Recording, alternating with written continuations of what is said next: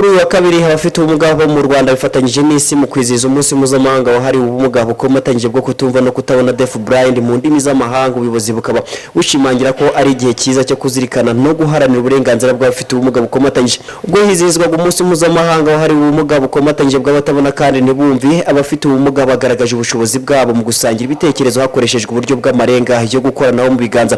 Ibi bikaba bitanga icyizere cy'uko nabo bashobora gukora imirimo ibafitiye inyungu n'igihugu muri rusange. Atangiza inama, Perezida w'ubumwe nyarwanda bw'abatabona Dr Patrick Subi yatangaje ko abantu benshi bavutse uburenganzira icyiciro cy'abantu batumva ntibabone, nyamara mu bindi bihugu bafatanya n'abandi baturage kubaka igihugu cyabo. Gusa akomeza ashimangira ko uyu munsi ugamije kugaragaza ibibazo abafite ubumuga bukomatanyije bahura nabyo ndetse bigashakirwa ibisubizo.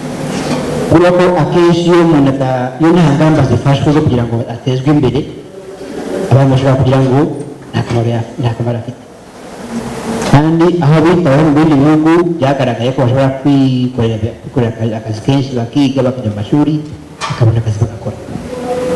Kuvuga ngo uyu munsi icyo ugamije ni ukumenyekanisha icyiciro cy'abantu, ibibazo bafite n'ukuntu byakemuka kugira ngo nabo bashobore kubaho neza.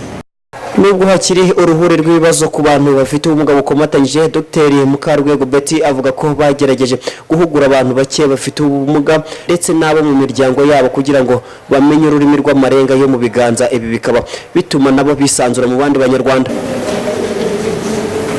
Ubu ndi kuvuga tumaze kumenya abantu bageze ku 130. Abo rero si ukuvuga ngo nibo bonyine mu gihugu cyacu cy'u Rwanda, ni benshi tutari twageraho. Kubera ubwo bushobozi buke rero niyo mpamvu twatoranyijemo utwo turere 5, ariko hari n'utundi turere twashoboye gusura tumaze kumva yuko hari abantu bafite ubwo bumuga bukomatanyije.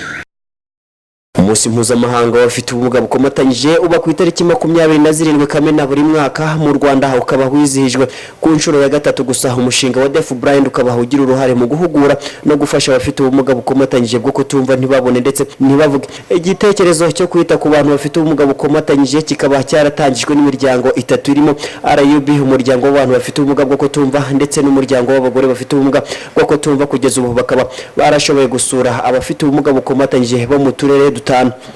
Biziyani Mutashe, Clouds TV.